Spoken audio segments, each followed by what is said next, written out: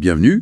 Aujourd'hui, on plonge dans un texte assez pointu sur une figure politique camerounaise, Cabral Libye. Oui, La source s'intitule « Cabral Libye, l'opposant de façade du Cameroun ». Et ça donne le ton, ça dresse un portrait, disons, critique. Ça suggère une sorte de décalage entre son image publique, très présente, et puis son impact politique réel. exactement.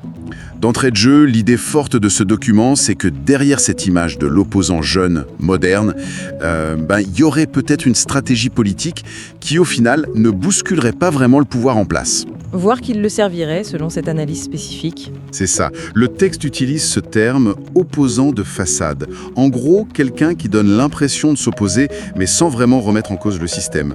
Alors, notre but aujourd'hui, c'est de décortiquer ensemble les arguments. Comment ce document justifie cette lecture ? Quels sont les faits ou les interprétations qu'il met en avant pour soutenir cette thèse ? On va regarder ça de près. Tout à fait. C'est une lecture, il faut le dire, très critique. Elle propose vraiment une interprétation spécifique des actions, du positionnement de Cabral Libye sur l'échiquier politique camerounais. Ce texte pointe ce qu'il voit comme un manque d'impact réel, une stratégie parfois ambiguë et même un rôle qui pourrait être problématique pour la dynamique de l'opposition. On va examiner ces points un par un, mais en se basant strictement sur ce que dit cette source, bien sûr. D'accord. Alors, commençons par l'image. L'image d'un opposant très actif. Le texte reconnaît ça au début. Oui, il commence par là. Il note bien sa présence très visible depuis 2018. Ses voyages partout au Cameroun, Kribi, l'extrême nord. C'est ça, les rencontres avec les gens, les meetings, parfois annoncés comme rassemblant énormément de monde. Ça donne l'impression d'une campagne quasi permanente, d'un type très investi sur le terrain, quoi. Absolument. Cette activité de terrain est bien notée, mais la critique arrive tout de suite après. La source oppose à cette visibilité ce qu'elle appelle une absence de résultats concrets. Ah, c'est-à-dire ? L'argument, c'est que tous ces déplacements, même s'ils sont très médiatisés, tout ça, ça n'aurait débouché sur aucun projet tangible pour les populations, ni sur des avancées politiques majeures. Donc, un décalage en gros. Beaucoup de bruit médiatique, mais peu de substance derrière, c'est ça l'idée. C'est précisément le point soulevé. Le document parle de communication spectaculaire. Une communication qui viserait surtout à construire une image, mais qui masquerait un vide politique. Ils contestent pas les voyages en eux-mêmes, mais leur finalité et leur efficacité réelle. C'est vu comme une sorte d'agitation, sans vraie transformation. C'est une première critique assez directe sur le fond de son action de terrain. Et cette critique sur l'impact concret, on la retrouve, j'imagine, sur son travail parlementaire. Le texte en parle aussi. Oui, tout à fait. Ça fait écho. Le texte rappelle que Cabral Libye est député et que son parti, le PCRN, Le Parti camerounais pour la réconciliation nationale, voilà, ce parti n'a que 5 sièges sur 180 à l'Assemblée. C'est très peu. effectivement, c'est une représentation limitée. Oui. Et malgré ça, la source note que Libibi met en avant certains amendements, des choses qu'il aurait réussi à faire passer, par exemple sur la loi de finances. Sauf que, là encore, le texte, il minimise ça très fortement. Ah bon ? Pourquoi ? Ces amendements seraient jugés insuffisants ?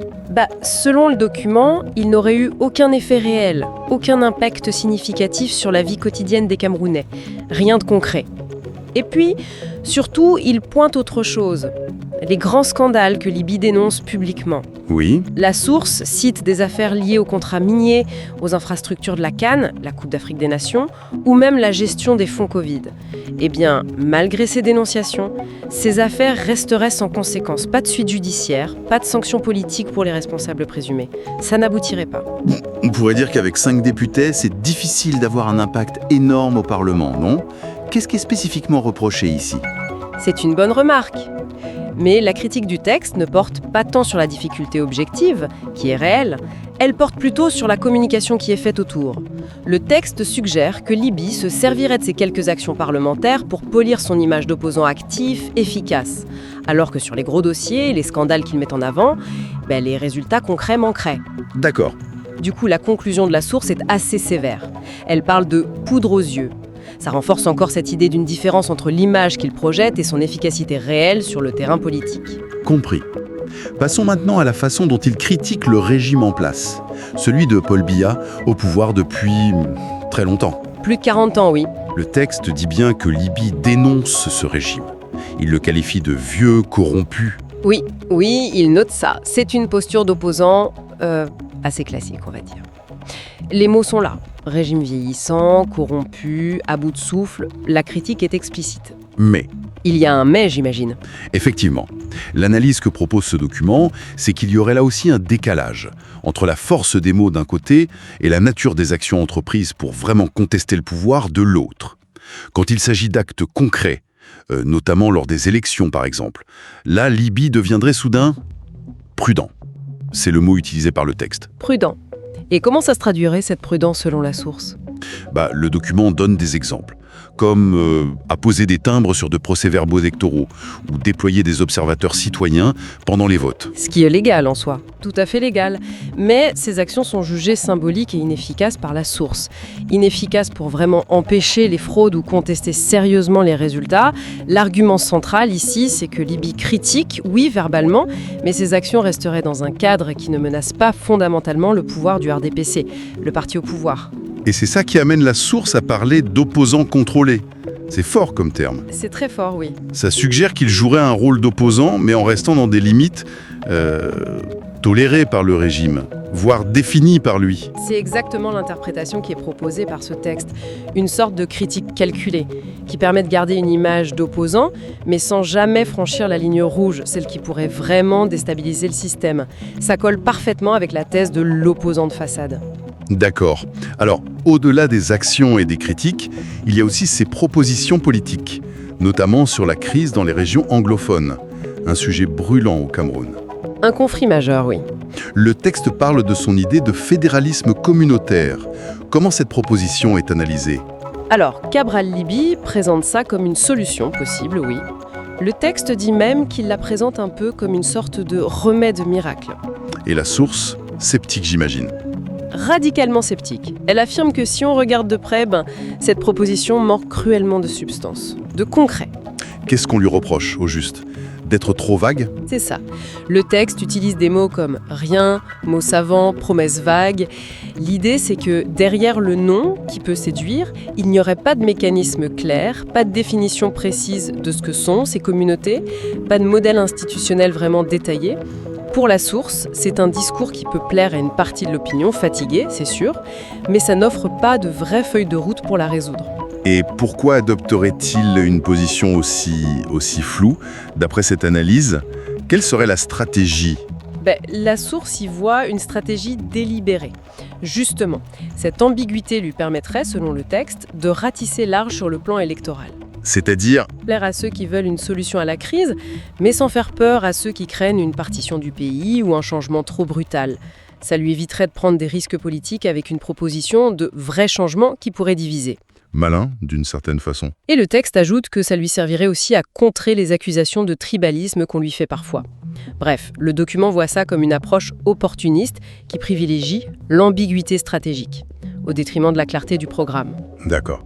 On arrive à un point qui est souvent clé quand on parle d'opposition face à un régime bien installé, la question des alliances. Le texte dit que Libye appelle souvent à une coalition de l'opposition face au RDPC, ce qui semble logique, non ? Oui, cet appel à l'union, il est fréquent, c'est un thème récurrent chez lui, mais le point sensible, celui que la source soulève, c'est la contradiction entre cet appel et le fait que Libye, lui, maintient systématiquement sa propre candidature à la présidentielle, et souvent en se positionnant comme le leader naturel, presque incontournable, de cette coalition qu'il appelle de ses vœux. Et quelles seraient les conséquences de cette attitude, selon le document ? Ça bloque les choses ? La conséquence décrite et directe est vue comme très négative pour l'opposition par cette source. Elle affirme que cette posture contribue à fragmenter ce que le texte appelle l'opposition réelle. Comment ça ?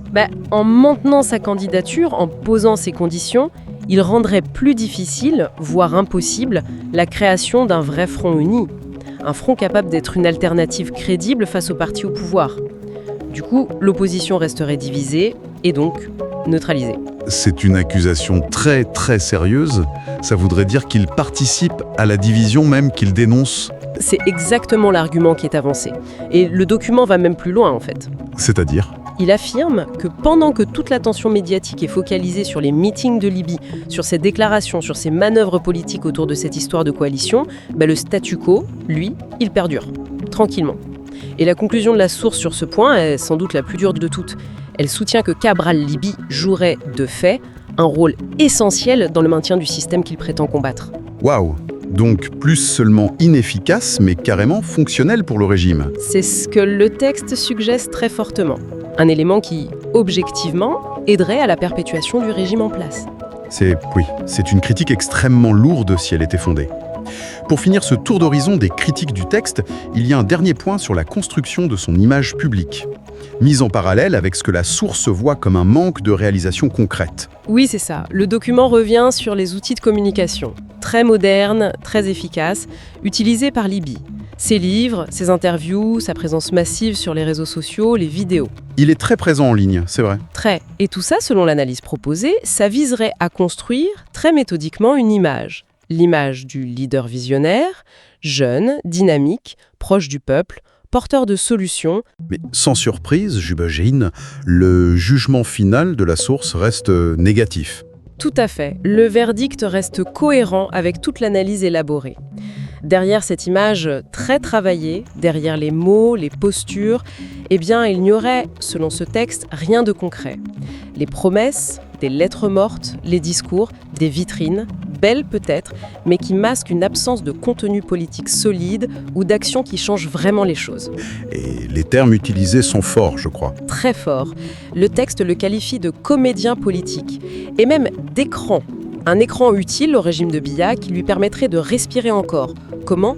En canalisant une partie de la colère populaire, du mécontentement, sans que le régime soit réellement menacé. D'accord.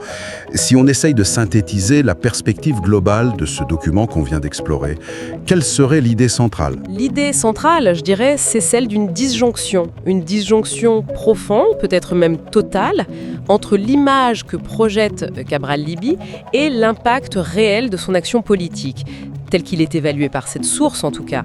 D'un côté, vous avez l'image d'opposants modernes, critiques, populaires, qui incarnent l'espoir du changement, et de l'autre, selon ce texte, une action jugée inefficace, voire contre-productive pour l'opposition, et même utile au maintien du statu quo.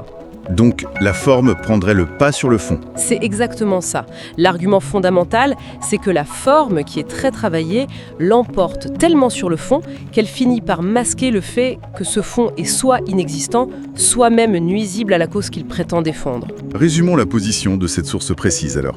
Pour elle, Cabral Libby n'est pas un moteur de changement au Cameroun. C'est plutôt une figure dont l'opposition, même si elle est très visible, très médiatisée, serait finalement stérile. C'est ça. Voire pire. Elle pourrait même, d'après les arguments qu'on a vus, nuire à l'émergence d'un vrai changement. En divisant l'opposition, en servant de soupape de sécurité au régime, le texte le voit comme jouant un rôle, que ce soit conscient ou pas d'ailleurs. Le texte insiste plus sur les conséquences que sur les intentions, un rôle qui sert objectivement le système actuel. Exactement. Et il faut vraiment insister là-dessus. C'est l'analyse et le point de vue spécifique de ce document. Une source qui est clairement, résolument critique. Tout à fait. Et le message final de ce texte, surtout dans sa conclusion, c'est un appel très clair à la vigilance. Adressé à qui en particulier ? En priorité à la jeunesse camerounaise, semble-t-il. C'est une part importante de sa base de soutien, on le sait, et le document invite cette jeunesse à ne pas s'arrêter aux apparences, à aller voir plus loin. C'est-à-dire concrètement ? Il incite à regarder au-delà de ce qu'il décrit comme une mise en scène politique, au-delà des meetings et des vidéos, des slogans qui claquent, des coalitions symboliques, tout ce qui brille en quelque sorte. Le texte plaide pour une prise de conscience, pour une mobilisation réelle et pour une vigilance citoyenne beaucoup plus aiguisée face aux acteurs politiques. Et il suggère une alternative ? Vers quoi il faudrait se tourner ? Il le suggère implicitement. L'idée, c'est que la vérité politique, l'action qui transforme vraiment les choses, elle se trouverait peut-être ailleurs. Ailleurs que dans ce qu'il appelle les comédies politiques au service du statu quo. C'est un plaidoyer, en fait, pour chercher l'authenticité, l'efficacité politique, peut-être au-delà des figures les plus médiatisées, ou en tout cas, d'évaluer ces figures avec un regard beaucoup plus critique. Un regard fondé sur quoi alors ? Sur les résultats tangibles, sur la cohérence entre ce qui est dit et ce qui est fait, plutôt que sur la seule performance médiatique ou la communication. C'est vrai que cette analyse, telle que notre source la présente, elle soulève une question qui va bien au-delà du cas de Cabral Libby ou du Cameroun finalement. Oui, c'est une question plus générale. Face à des stratégies de communication politique qui sont de plus en plus fines, de plus en plus sophistiquées, face à des images publiques très travaillées, comment on fait ? Comment, en tant que citoyen, en tant qu'observateur, on peut discerner l'impact réel d'un acteur politique ? C'est la grande question. Quels sont les bons critères pour évaluer l'efficacité ou la sincérité ou la portée réelle d'une opposition politique ? Au-delà de sa présence dans les médias, de sa popularité apparente ou de sa capacité à soulever l'enthousiasme. Pas facile d'y répondre simplement. Non, c'est une interrogation complexe, c'est sûr, et qui mérite qu'on y réfléchisse. Voilà, merci d'avoir suivi cette exploration avec nous.